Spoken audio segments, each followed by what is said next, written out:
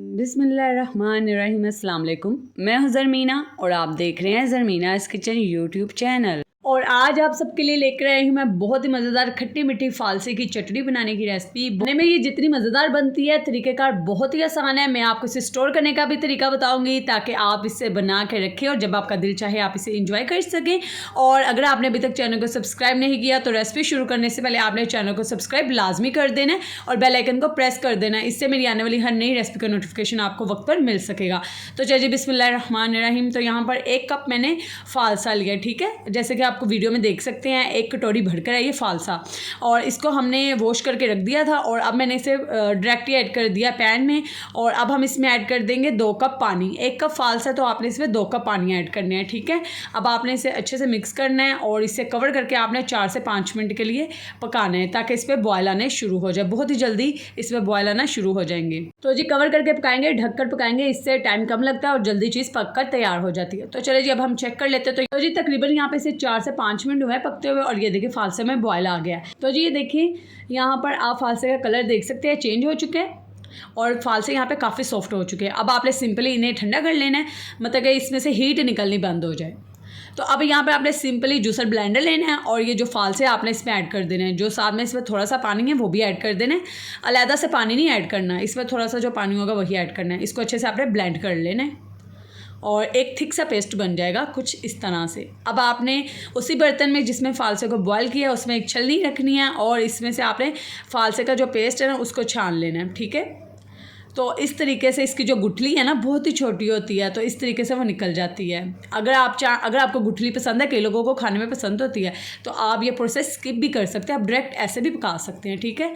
लेकिन कई लोगों को खाने में पसंद नहीं होती, इसलिए मैंने आपको निकालने का तरीका भी बता दिया।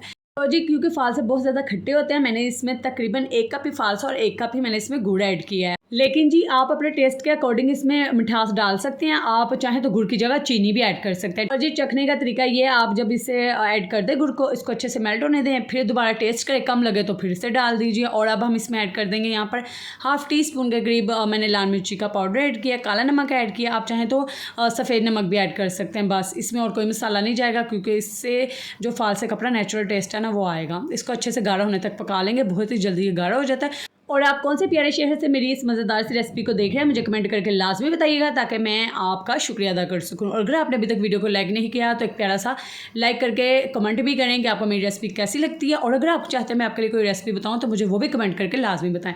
और यहाँ पर मैंने स्टोर करने का तरीका जैसे कि आपको कहा था, मैंने यहाँ पर 2 टेबलस्पून के करीब इसमें सिरका ऐड कर दिया। इसको अच्छे से मिक्स करेंगे और इसे गाढ़ा होने तक पका लेंगे। सिरका ऐड करने से इसकी शेल लाइफ बढ़ जाती है और आप इसे किसी भी प्लास्टिक की या शीशे की डब्बी में ठंडा करके चटनी को ऊपर से आपने इसे कवर करके फ्रिज में रख देना है और इसको आप तकरीबन 2 से 3 हफ्ते आराम से खा सकते हैं, ठीक है। बहुत ही मज़ेदार ये बनकर तैयार होती है। तो जी ये देखें ये गाढ़ी हो चुकी है। मुझे इतनी थिकनेस इसमें काफ़ी लग रही है क्योंकि ठंडा होने के बाद, क्योंकि हमने इसमें गुड़ डाला है तो ये और गाढ़ी होगी। तो अब मैं यहाँ पर इसका फ्लेम ऑफ कर दूँगी। और अगर आपने अभी तक चैनल को सब्सक्राइब नहीं किया तो चैनल को सब्सक्राइब कर दीजिए और अपने फ्रेंड्स एंड फैमिली मेम्बर्स के साथ इस रेसिपी को ज़रूर शेयर कीजिए। और आप कलर देख सकते हैं, वो ब्राइटनेस की वजह से आपको वैसा कलर लग रहा था, इसका नेचुरल जो कलर है ना चटनी का वो ये रहा। यहाँ पे मैंने ब्राइटनेस ऑफ की हुई है ताकि आपको मैं इसका नेचुरल कलर दिखा सकूँ चटनी का कैसा आता है। तो ये देखिए कितना प्यारा कलर आया है।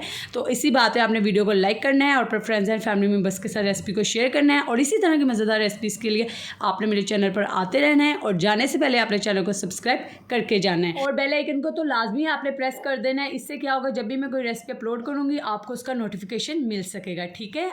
तो जी कमेंट करके लाजमी बताइएगा आपको मेरी मज़ेदार सी खट्टी मीठी चटनी की रेसिपी कैसी लगी। सबसे बढ़कर बात कि हम इसे स्टोर करके भी रख सकते हैं, ये तरीका भी मैंने आपको बता दिया है। अल्लाह हाफिज़।